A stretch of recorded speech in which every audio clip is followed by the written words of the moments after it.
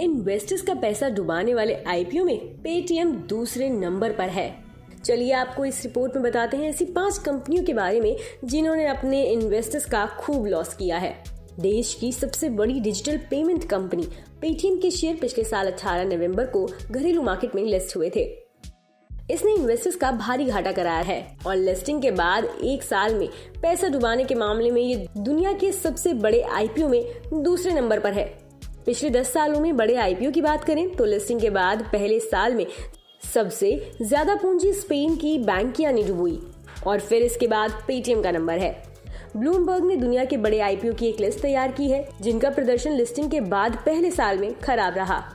इस लिस्ट में 82% की गिरावट के साथ स्पेन की बैंकिया टॉप पर है। बैंकिया का आईपीओ 440 करोड़ डॉलर का था। इसके बाद पेटीएम है जिसका आईपीओ 240 करोड़ डॉलर का था और लिस्टिंग के बाद से इसके शेयर करीब 75% टूट चुके हैं। तीसरे नंबर पर यूएई की डीपी वर्ल्ड है। ये कंपनी 500 करोड़ का आईपीओ लाई थी और इसके शेयर पहले साल में 74% फिसले थे। चौथे नंबर पर हांगकांग की बिलीबिली है जिसका आईपीओ 300 करोड़ डॉलर का था और पहले साल में इसके भाव 72% फिसले थे।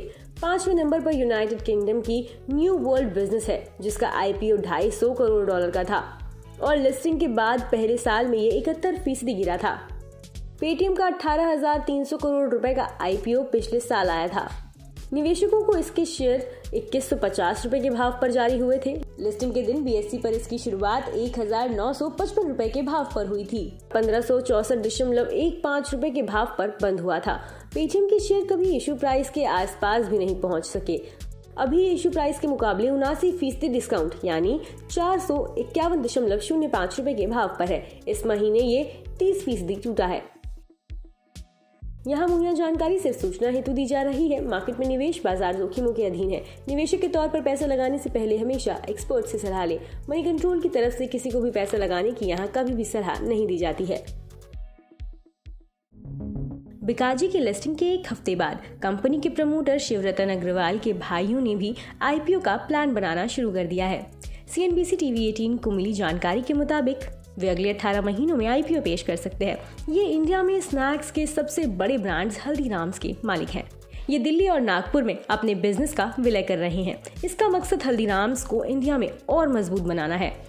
नागपुर की हल्दीराम फूड्स इंटरनेशनल को सबसे बड़े भाई शिव किशन अग्रवाल चलाते हैं। दिल्ली की हल्दीराम स्नैक्स को छोटे भाई मनोहर अग्रवाल और मधुसूदन अग्रवाल चलाते हैं।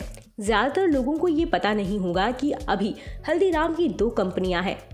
इसके अलावा बिकाजी और हल्दीराम के मालिक भाई हैं। गंगा बिशन अग्रवाल जब 11 साल के थे तब उन्होंने पिताजी के भुजिया बिजनेस में हाथ बटाना शुरू कर दिया था।